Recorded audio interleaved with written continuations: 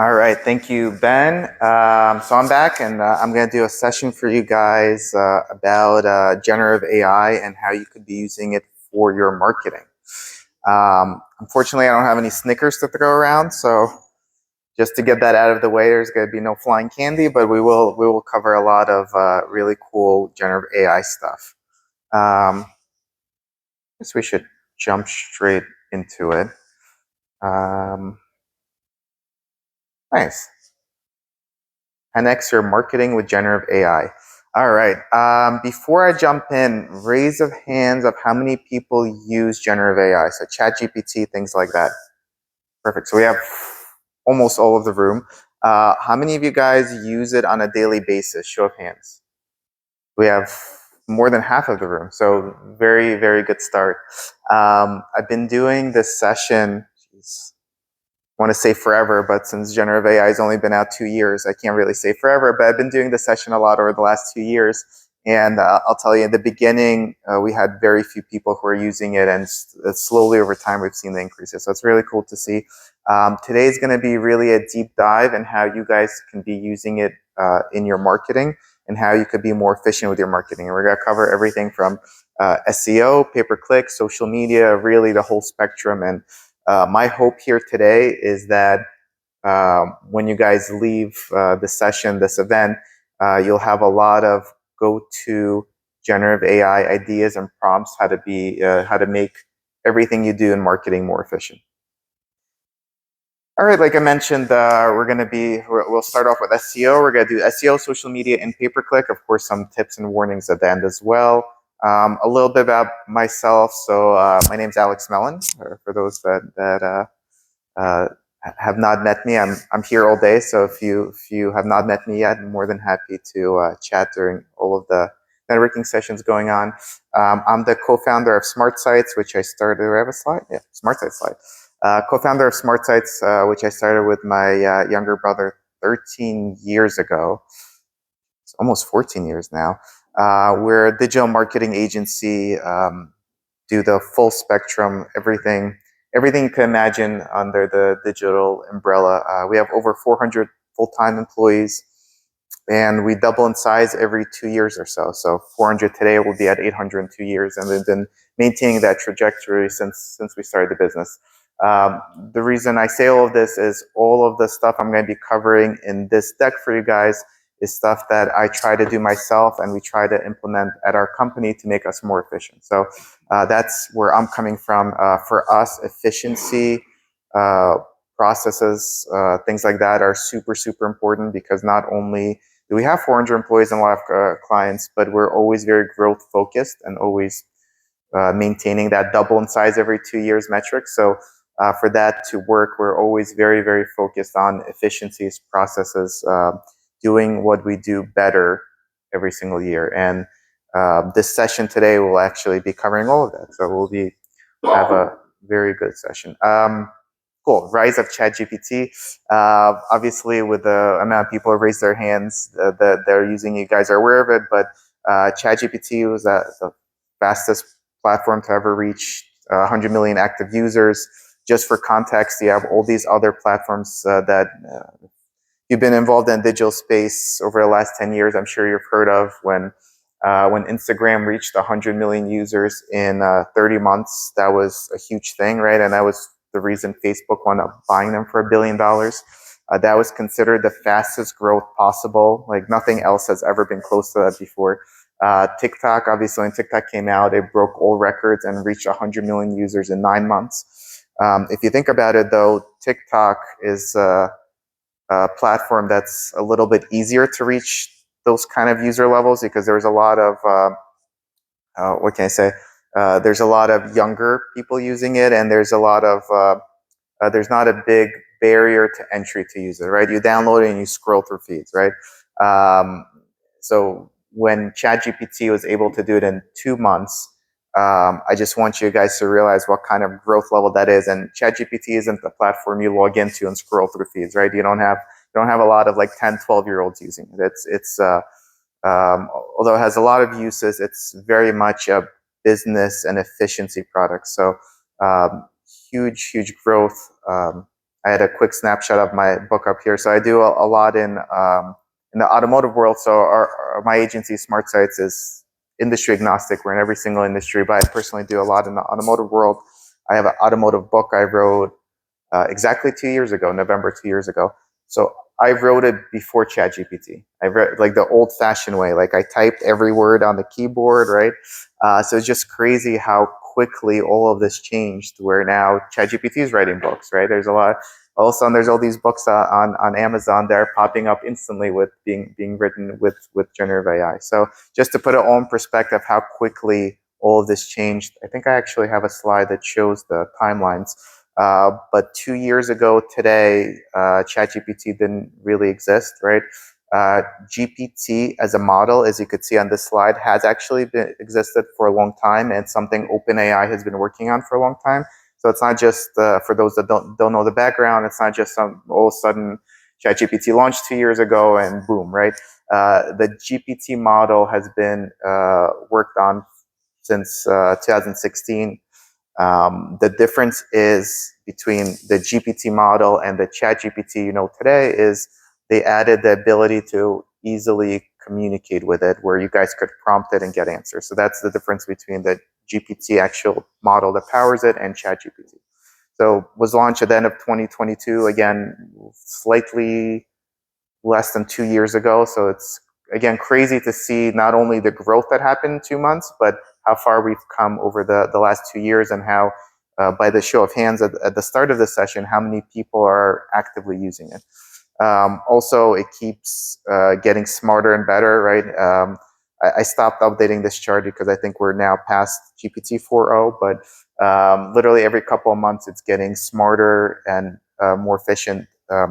This is a slightly older slide that I've been presenting since GPT-4 came out, which was a year ago. But this just shows you how it's grown, even from 3.5 to 4. So a little bit hard to read this chart, but in blue is how well ChatGPT scored on standardized tests. So if you squint enough, you could see SAT math that was getting 70%, right? This is the GPT 3.5, which was, I don't want to say original, but this is what came out roughly 2 years ago. GPT-4, which if you were paying for ChatGPT, that's the model you'd be using, which is already outdated. They have the newer iterations. But that raised the scoring on all of these exams. So the blue is the GPT-4. So you could see it's scoring 100% on tons of these standardized exams. And it's a lot of these, if you look at the actual exams, aren't just selecting A, B, C, D, right? There's a lot of reasoning, a lot of writing responses. So it has really come a long way. But at the same time, most of the things that I'm going to be going through today, you could be doing with the base model, right? It is getting stronger, smarter, faster, right? And you could see the parameters it's using with the different models. But the core benefit and the core efficiencies you could create, I would argue you don't even need the higher end model that's scoring 100% on the GMATs. All right, so first section that we're gonna jump into in regards to how you should be using generative AI is SEO. How many people in this room, show of hands again, do SEO or are involved in some kind of SEO, search engine optimization? So this is the organic stuff that you're not paying paid ads for. Show of hands, show of hands. Everyone's falling asleep a little bit. So we have about a quarter of the room. So this is gonna be a good section. I do this actually as a standalone section, so there's going to be a lot in here, but this will be a good primer for both the people who raise their hands and people who don't do SEO. And actually, I think SEO is one of the more valuable ways you could be using generative AI. So before we jump into the SEO section, we'll kind of level set everyone on the same page, since we did have maybe 2/3 of the room that don't do SEO, just to get everyone at the same level. A lot of my examples, I'll warn you ahead of time, are automotive specific, because again, a lot of the stuff I personally do and am passionate about is in the automotive world. But SEO, like like the generative AI we're going to be talking about as well, is really not industry specific. The SEO you do in one industry most of the time is almost the same as you do in any industry. So this is all applies to everyone here. So before we jump in, there's two parts of SEO. So for those that did not know, there's two distinct parts. The top is Google Maps. In the SEO world, it's called the Google Local Pack. So if you have a physical location, that's what I want to say you're going to be focusing on, but that's going to be a very important part of your SEO. And then you have localized organic results, which applies to everyone, whether you have a location or not. Before I jump into SEO, does this make sense? Does anyone have any questions? This is going to be like rapid fire. Like I do a 2-hour keynote on SEO. This is going to be a rapid fire 20 minutes on SEO. So please, if anyone has questions, please raise your hands. And there's a cube that we could toss. If there's the cube.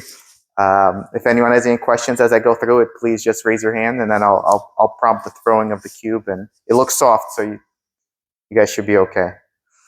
All right. So SEO. So we looked at the two different parts of SEO.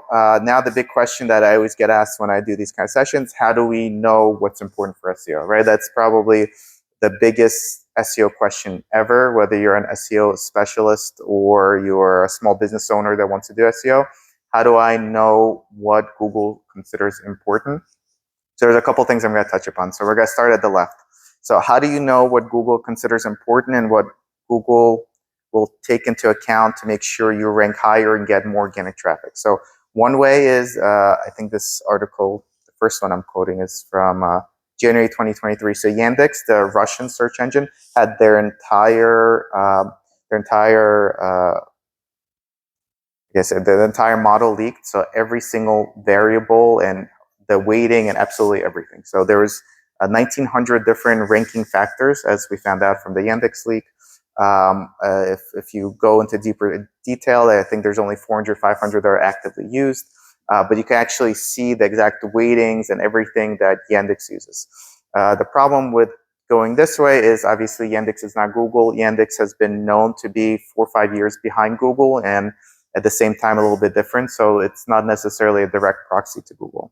Second way is actually Google had their API leaked, and I think I forget the date, but it was earlier this year. I want to say late spring. So Google's ranking signals leaked via an API leak. So this was a big thing in the SEO world. A lot of people made a huge deal over it. I personally don't think it's as big as some people made it out to be. So for just to level set everyone, what wind up leaking is the variables that Google uses. So through an API leak, people were able to download the variables that Google uses for the rankings. So if you think about it, that gives you the variables, but doesn't really, and people have there's whole sites that let you search the variables and get definitions of them and what they mean. But just because you know the variables doesn't mean you know the weighting of the variables. How much weight does Google place on each? So it's like having a very complex soup recipe and you know it has these, in this case, I don't know, 500 ingredients, but you don't know how much of each ingredient, right? So unfortunately, it's also not the best proxy. People, again, made a huge deal about it, but it's still very hard to figure out exactly what Google uses as ranking signals. The only thing it really did show us is there's a lot of things that Google uses that they claim they didn't. There's a lot of variables in there that Google, the people who worked at Google, the search liaisons and everyone publicly have been like, we promise we don't use this, and it's like a Maury episode. And the API variables showed that was a lie. So we found out there was a lot of things that Google does, and through the antitrust hearings, we found this out as well. There's a lot of variables and a lot of methodology Google uses that they have claimed they didn't use. So that, I think that was the only thing it really taught us. I wouldn't use that as a measure of what's an important ranking signal. What I personally use and what these slides are based on is a local search ranking factors that Darren Shaw does. So there's and you can see the pictures of the people on there, but there's a group of SEO experts that do an internal survey every year. It's really meant to be internal to the group, where they to each other report what they're seeing Google using as a ranking signal. So this is people on the ground floor. These are not like CEOs or executives of company. These are like the SEO gurus on the ground floor in every industry, reporting internally through the survey of what variables they see Google using as a ranking signal. So this is what I like to use. This is what I'm going to be quoting throughout the next couple of slides. I think it's the best way today to really determine what Google values and what they use as a ranking signal. Without further ado, this is if you take the survey, and you could actually Google it and see the entire survey and look at it in more detail. But if you summarize the survey, this is what it shows as ranking signals. This survey was done at the end of the year. It's done at roughly end of every year. So this was done at the end of 2023. And I'll walk you through the variables. But if you ever wanted to know what Google considers important, this is it. This is the, I mean, you guys, I think, get the slides, you'll get the video of this, but if you want to take a picture, this is the picture slide. And I'll quickly walk you through it. Again, this is not an SEO presentation, but I just want to get everyone on the same page of what is important for Google before we jump into how ChatGPT could help us with those things. So we'll start on the left side, the local pack. So this is, again, this is Google Maps. So the most important signal for Google, your ranking on Google Maps, is your Google business, still call it Google My Business, but Google Business Profile, right? Your GMB profile, filling all of it in, having pictures, having all the information, and Google keeps adding new things you could add to it. So keeping it up to date and having everything filled in as much as possible is the most important signal to ranking Google Maps. Kind of makes sense, but when I'll show it to you a little later over time, it's not as obvious as it seems. The second one is on-page signals. So I'll cover that when we go to the right side, but on-page is some technical SEO, and then the quantity and quality of your content. Number 3 is review signals. So this is an interesting one that comes up very often. So if you have a physical store, whether you own the store, you're doing marketing for the store, if you have a physical location with a Google Business Profile, your reviews are actually surprisingly very important. A lot of people think that it's just, I want 5-star reviews and I want a lot of 5-star reviews. But what's interesting is Google's ranking signals show that the content of the reviews are very important. Obviously hard to control, right? You can't put a gun to your customers and be like, leave a review with mentioning this person's name and this and this and this, but just so everyone is cognizant, that's super important. The way it works is if you have a coffee shop, let's say in Las Vegas, and you want to be known for Colombian coffee, even though it's not in your coffee shop name, if a lot of reviews say, I went there and I had delicious Colombian coffee, and someone searches Colombian coffee on Maps, your coffee shop will come up. So literally the content of your reviews is super important. Follow-up question I always get is the content of the responses count as a ranking signal. That unfortunately does not. Otherwise, everyone would be keyword stuffing their review responses. But just so everyone knows that's super important, and whatever methods you could use to encourage longer, better reviews from your clients, customers, it's going to be super crucial. Link signals. So link signals, every year that I hear SEO is dead, I hear link building is dead. Links are still super important. I'll cover it in a little bit more detail when we go to the right side. But links are getting other websites to link to you. Obviously, you want authoritative and relevant websites to be linking to you. This is not the 1990s where you get like spammy blogs and PBN networks linking to you, right? You want them to be authoritative and you want them to be relevant to you. Those are the 2 things. And then behavioral signals are getting more important, how people interact with your website. Citations are the third-party directory, so think Yelp, Yellow Pages. And personalization is harder to control. That's if someone's in Mexico and on a Spanish computer with a Spanish keyboard and your website's in Spanish, it'll more likely come up. So local organic ranking factors, the right side, is where you could probably control the most. Number 1 signal is on page. So again, technical SEO and the quantity and quality of your content. So content is hugely, hugely important. The best way I have to explain it is content gives you the opportunity to come up in search results. Just my default are always automotive examples, so I'll stick to that. But if you're a car dealership and you have a page on your website comparing a Honda Accord with a Toyota Camry, and someone searches Honda Accord versus Toyota Camry, that page has an opportunity to show up. If you did not create that page, your dealership website homepage will never rank for something specific like that. So each piece of content you create gives you an opportunity to come up in search results. And then link building makes it come up higher. That's literally like a lot of times people are like, what's the formula for SEO? And like agencies pitch as a mystery box, like you pay us something and we'll do some magical things behind the scenes and your website will rank higher. there's no magic behind the scenes. That's honestly, I mean, there's other ranking factors, there's technical SEO, there's a lot that goes into it, but the primary thing is creating content to get your opportunities to be in search results, and then having authoritative websites linked to you so you're higher in search results. That's honestly the biggest part. And the reason I go through all of this before the AI slides is that we're going to talk about how AI could help you do a lot of these things. We already went through all the other signals, but I'll briefly mention them. Behavioral, again, is your how people interact with your website, your Google business profile, then personalization, citations, and reviews. This is how this survey has looked over time. So the blue one at the top is your Google business profile being used as a signal. So this is how well you rank on maps, right? What's interesting is over time, your Google business profile and how optimized it is has become more and more important to ranking on Google Maps. Again, it sounds very obvious to everyone in this room, but 10 years ago, or how far this goes back, 11 years ago. 11 years ago, if you think about it yourself, citations, which is like the Yelps of the world, were a lot more important than they are now, not only to Google rankings, but probably how we use the internet, right? If you go back 10, 11 years, if you wanted to find a restaurant in Las Vegas, you'd probably go on Yelp to find it. Or if you walk by a restaurant and you want to see their reviews. Today, I would bet 9 out of 10 people would just look at Google reviews. So that's, and the rankings reflect that. Big one that I get asked all the time, does social media influence your SEO? It doesn't. Like posting a lot on Instagram will not help you rank higher on Google. Surprisingly, that get asked that a lot. What's interesting is it was reported as a ranking signal earlier in the last decade when Google had their own social media profile platform.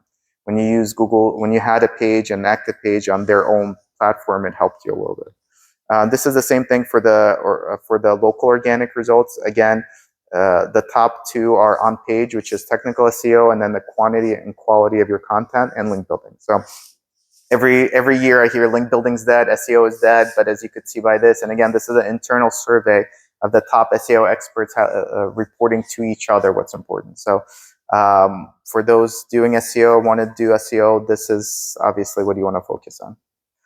All right, so now how can we use generative AI, ChatGPT, to help us with this? So I'm going to go through a bunch of these fairly quick because I have a lot to cover and I want you guys to get the full generative AI experience. So feel free to stop me if I'm going too quick or if you have a question.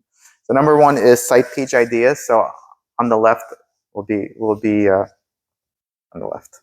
On the left will be how you could actually use it. On the right is actually a screenshot of my prompt. Most of these I did like 2 days ago. So these are very new and fresh examples. You could literally see my prompt and how ChatGPT responds. So number one, site page ideas, right? What website pages should an independent car dealership have? Limit your recommendation to top 20 pages and describe each. So as a reminder, before we even go through all of these, with generative AI, you want to be as specific as possible and really make it a conversation. I notice a lot of people use generative AI as they would Google search. Like they would go in and Google what website pages should my website have, and that's it. With this, you really want to be as specific as possible and you want to be interactive. So after this, you could reply and ask for this and that and extra things. So in this case, what pages should I have? It gives you the pages. If you scroll down all of these pages, I forget which one, I think number 9 or number 10 was a trade-in page. And when I presented this to a big group of independent car dealers, half of them in the room did not have a trade-in page.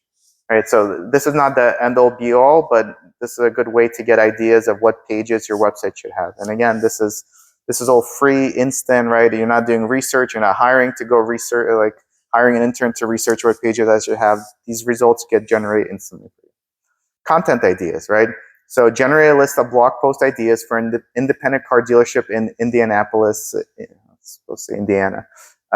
So literally it gives you top 5 cars for Indianapolis winters, right? Prior to being able to do this instantly, a lot of people would still do this, right?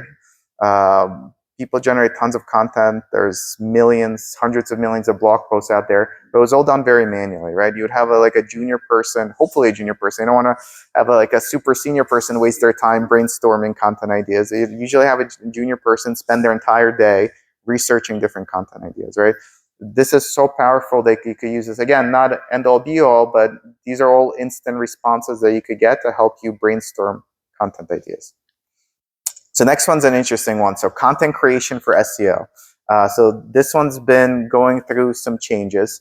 Originally, when Google, well, take a step back. When I wrote my book in November 2 years ago, at the end, I wrote, I know this generative AI stuff. I think I have like 3 sentences. There's generative AI stuff coming. It's going to change everything. And I was like, I think Google is going to either penalize for it or label it. That's what I thought was going to happen, right? Because there's so many free tools out there that could tell you if the content was generated with AI. I promise you that Google, with all their resources, and if you guys remember, Google bought DeepMind, which was one of the first huge AI companies. Google knows what content is AI generated, I promise you. So I thought they would either penalize for it or they would at least label it. I thought, like, man, they're going to have like a label. This content is AI generated. Google came out in February of 2023, right after all of this AI stuff blew up, and said that any content written any way you want will be fine, right? You could read the whole thing, and you could Google it. They have the whole blog post about it. But their stance on it was helpful content written by people for people, and search results is fine. We will not penalize AI content. Content is content, right? First of all, I'll go on record saying that I have always been discouraging people to purely use generative AI content, right? I know a lot of people did. In the last, 6 months, Google came out with some slight changes in their language. They've been penalizing, they don't want to call it penalizing AI content, but they said they're penalizing content that was created just for the sake of creating content. It's probably the best way to explain it.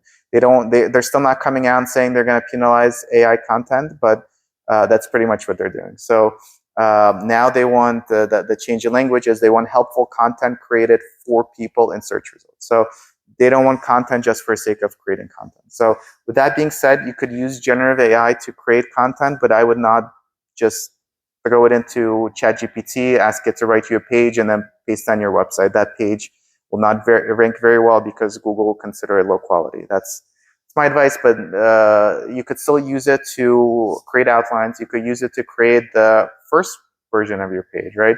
Start off and have it create the first draft, and then have a human, an editor, whoever you have working on it, work off that draft and make it better. So in this case, and it does a great job, by the way. Again, these are types of content that in the past you would have someone spend an entire day researching and writing, right? So you would say, write 250-word blog post on the history of the Mercedes GLS.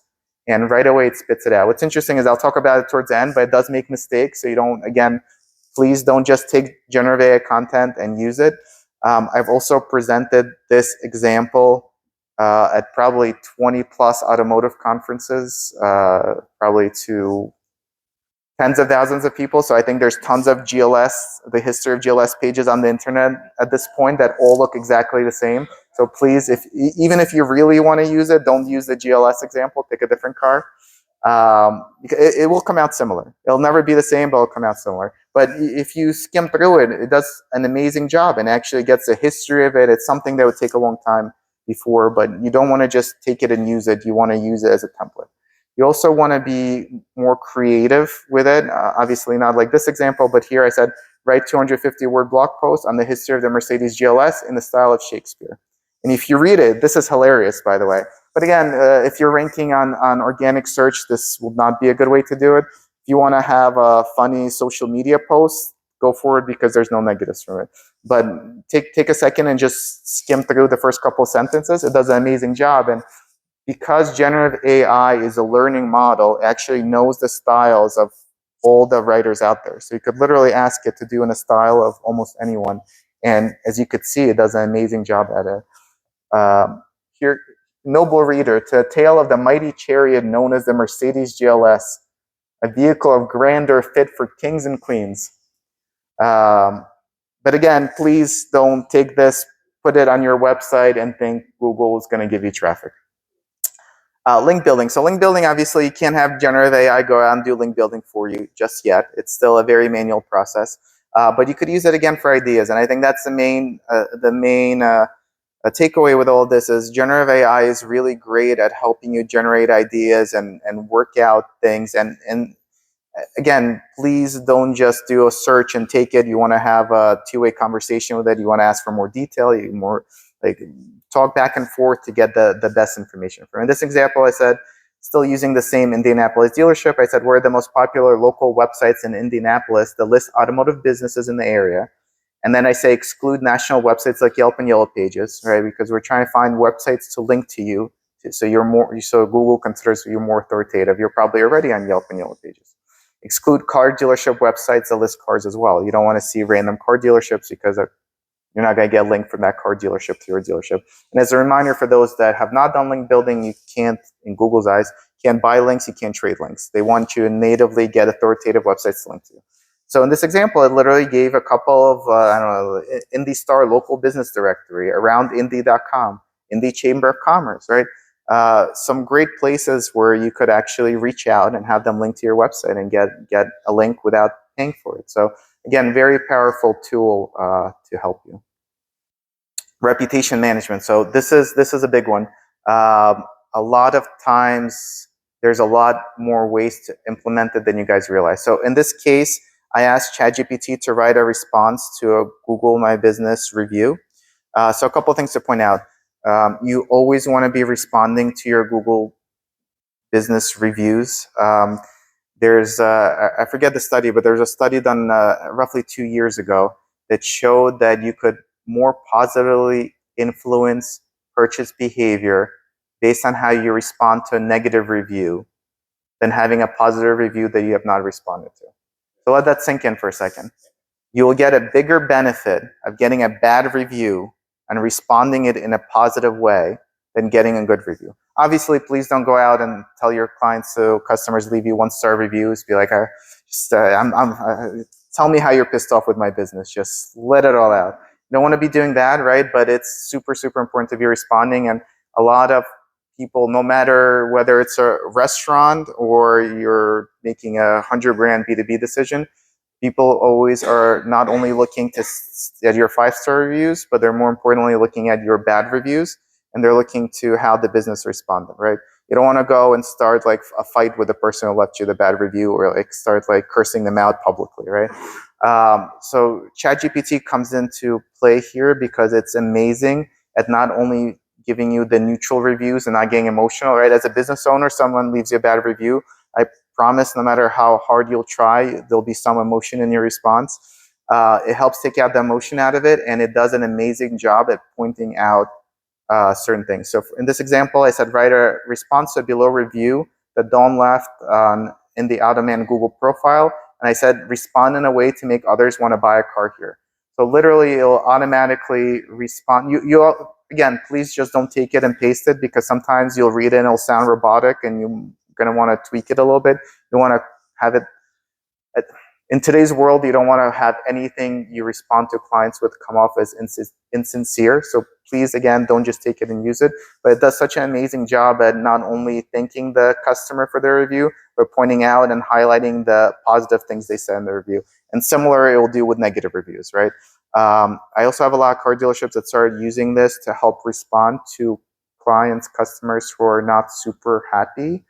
That's always a tough one because it's very easy. Let's say you're, I don't know, a service manager at a car dealership. The service managers deal with a lot of crap because you always like, you didn't fix something correctly, you overcharged me, you didn't catch something, you caught too many things, right?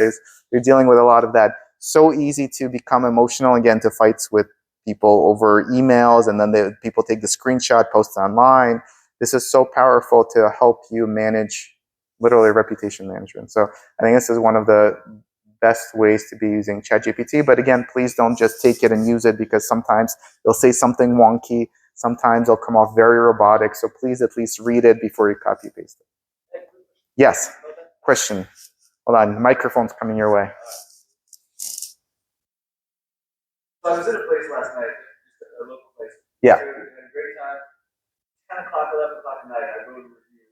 Within months, based on content, it looks like it was probably AI generated. But I'm wondering, was it like robots to Yeah, so there's a lot of great question. So there's a lot of companies that do reputation management, and a lot of them now offer automatic review responses. Would I recommend it? I would not, because I still think some human needs to read it, and I'll touch upon it then why. There's you could see why. Sometimes they'll come off robotic. Sometimes they'll mention something like completely wonky. So I personally wouldn't recommend it, but if it's don't respond at all or respond with one of these tools, maybe it is better to respond with one of these tools. But yeah, it's very easy to do because ChatGPT offers you an API, or there's other language models, so it doesn't have to be ChatGPT. But ChatGPT offers an API, and any company could use the API to do that. So, good question though. All right, social media. So social media is a great use of ChatGPT as well. I could even argue more than SEO, because here the content you create could be pure ChatGPT, right? You're not being penalized for duplicate content or low quality content. Social media, social media. So a couple examples for you guys. Facebook copy, right?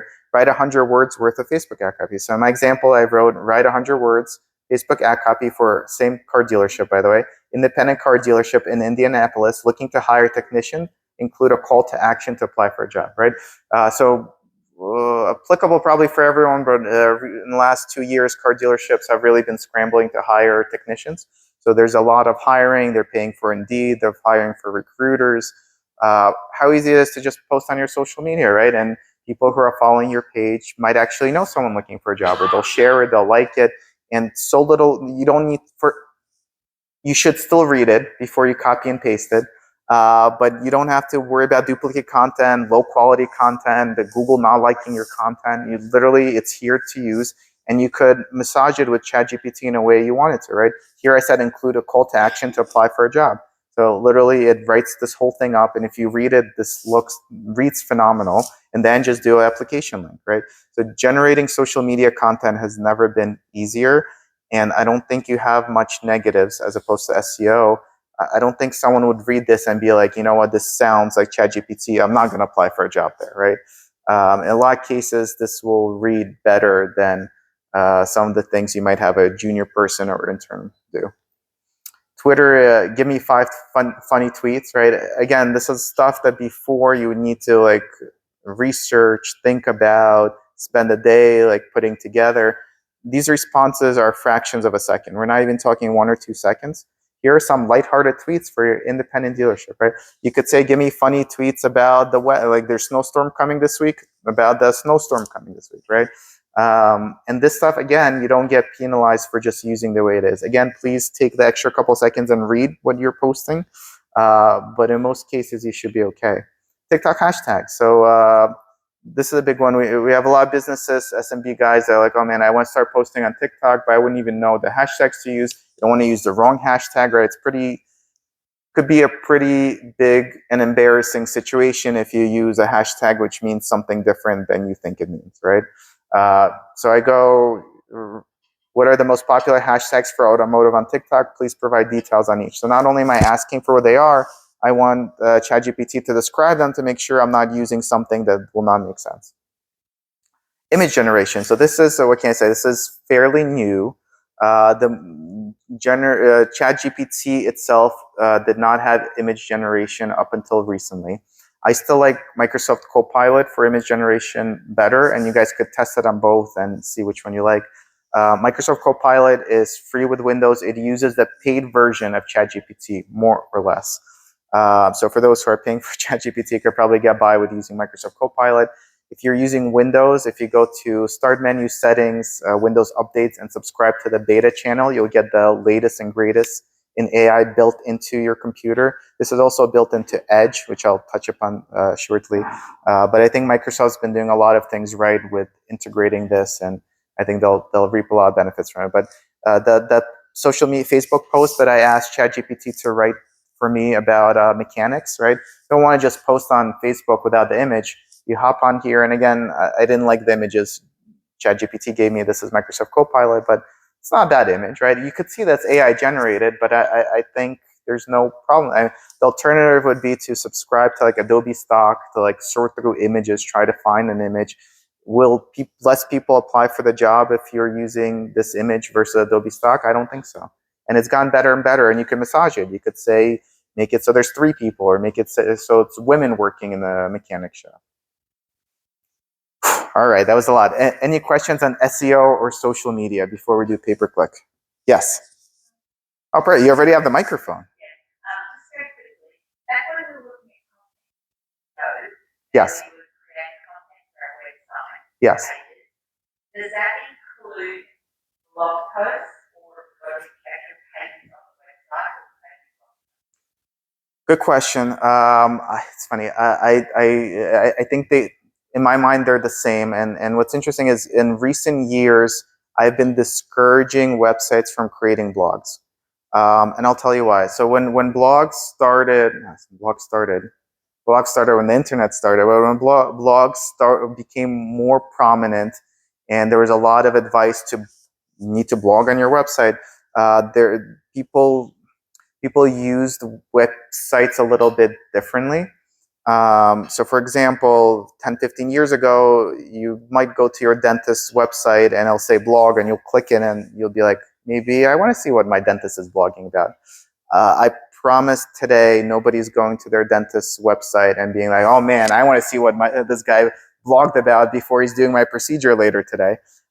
People are just not looking for content that way. But if you think about it, a blog is just a way to organize content. And honestly, not even the best one, because if you think about it, blogs all have dates on them, and they're listed by date. So you're telling Google how old the content is.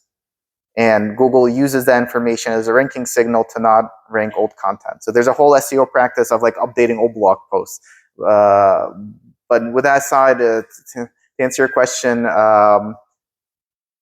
you could use SEO for both. Any page you create on your website should be treated as a way to show up in search results. Some might not be. I don't know. You might have like a privacy page. But even if you think about it, you go through your content on your website, every page should give you the opportunity for search. Let's say you have an about page. Let's say you're a dentist practice, right? On your about page, not only put a picture of the dentist working there, right? You put a little bit of bio about them, put their name on it. So when someone searches the name, that page will actually come up. So I think content's important on all your pages, not just blogs. I don't know if that directly answers your question. We went like all the way around your question, but does that help or? Correct. So a blog is literally just a way to organize your content. And if you're not using a blog, you have to find ways to organize it yourself. So for a dealership, for example, we have a lot of pages about direction pages, how to get here from this town, that town. So we create a category page that says directions, and you have some content on there. You have a map, and then you have those pages. You have how-to pages, how to change your oil, right? Before, how to change your oil would be a blog post. Now you have to make a category page that says, these are my how-tos. These are my how-tos of how to fix a Ford. Right? So blog makes it easier to categorize your content, but my recommendation would be to organize it yourself with that blog in this day and age. And I would certainly not put dates on any of your content. You don't want to tell Google that you created this page 5 years ago, because it will rank worse. All right, pay-per-click. So we don't have a lot of time, so I'm gonna shoot through this. I don't think we have too much in here. So before I jump in, for those that don't know, Microsoft's been partnering with ChatGPT and has been integrating it in everything. This article is a year and a half old now, but Microsoft Bing tops 100 million users with ChatGPT integration. 100 million users signed up for the Microsoft Edge beta to have ChatGPT integrated into the browser. So let that sink in for a little bit. 100 million people signed up for a Microsoft product. I don't remember the last time 1 million people were excited about Microsoft product, right? Probably like Windows 95. I don't know if you guys have seen the video on YouTube. If not, please Google it during the lunch break. Windows 95 official release. You have Steve Ballmer on stage, like covered in sweat, dancing. There's this like balloons popping everywhere, confetti coming down. That was like the Microsoft excitement. I think that was the peak of Microsoft excitement. This is crazy that Microsoft's getting that kind of attention and excitement now. I think it's going to be a huge advantage to them. Aside from how you could use generative AI for PPC, I want everyone to be cognitive that I think it is driving more and more Microsoft use, whether it's Edge or Copilot built into Windows. A lot of people kind of let their Microsoft Ads stuff go. Like they're either not doing it or they're just importing from Google and not touching it.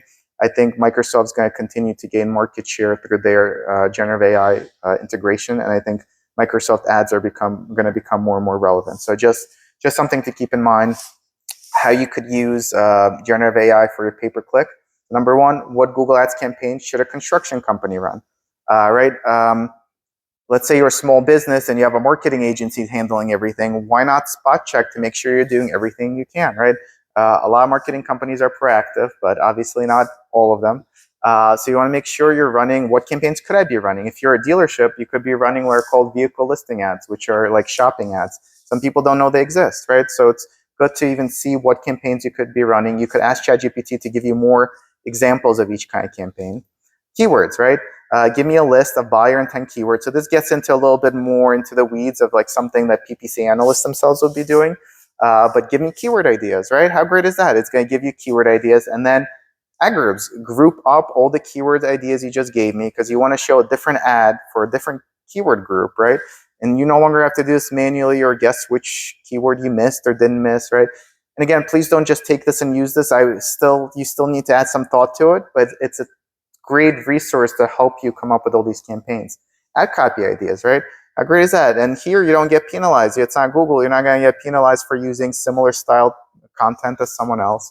Ad copy ideas. Not only that, but you could do A/B testing. So here is, these are my ad headline that works for me right now. You could say, write me 5 variants to test, right? Or you could say, you could add to that. You could say, give me 5 variants to test now that it's we're coming up until to holiday season, right?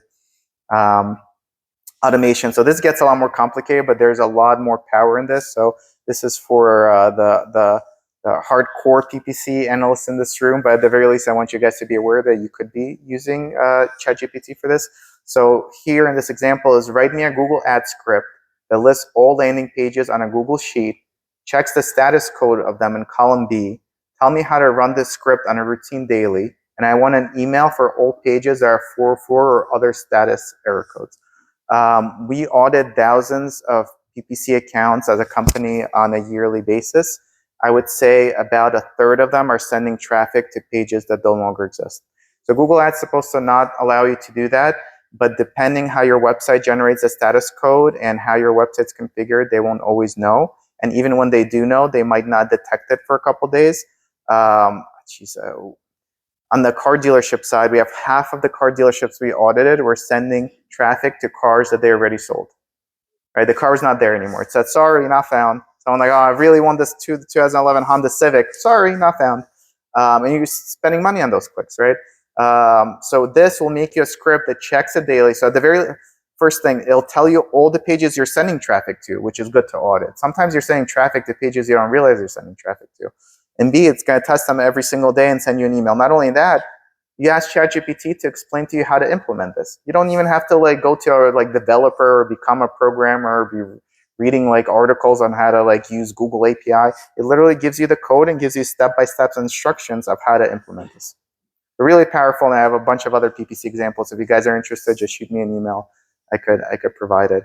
We're down to just a couple of minutes, so I'm going to get through the tips and warnings. That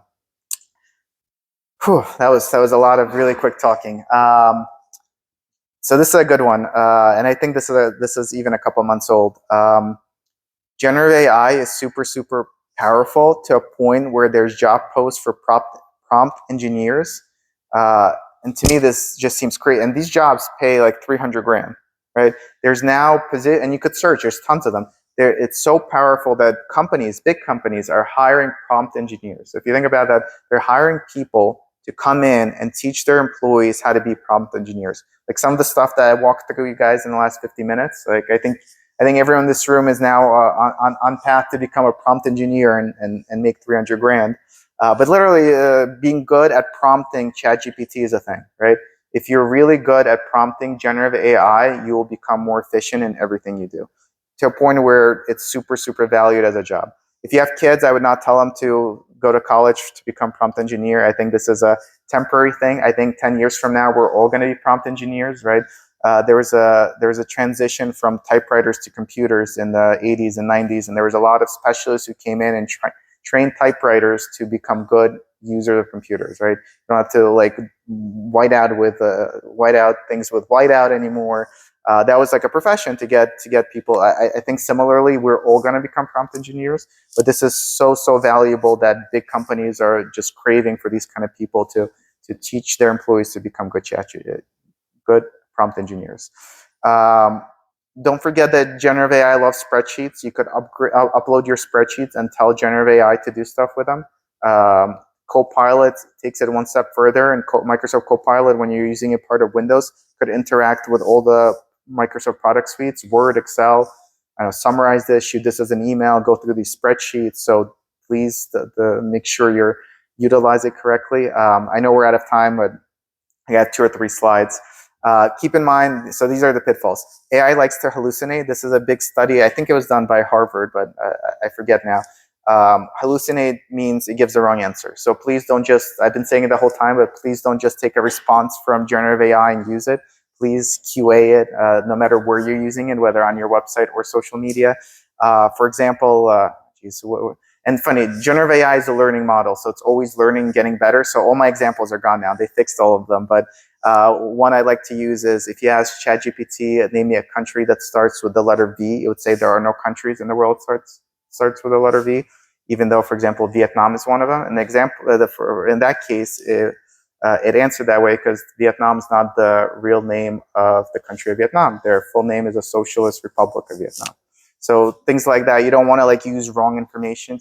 Also, I'd love to use this example, but they also fixed it. I would ask who started Smart Sites, the company I started with my brother. So it'd say Alex Melen, it'd say Michael Melen, and then I made up like a third sister. It was like Yolanda Melen or something.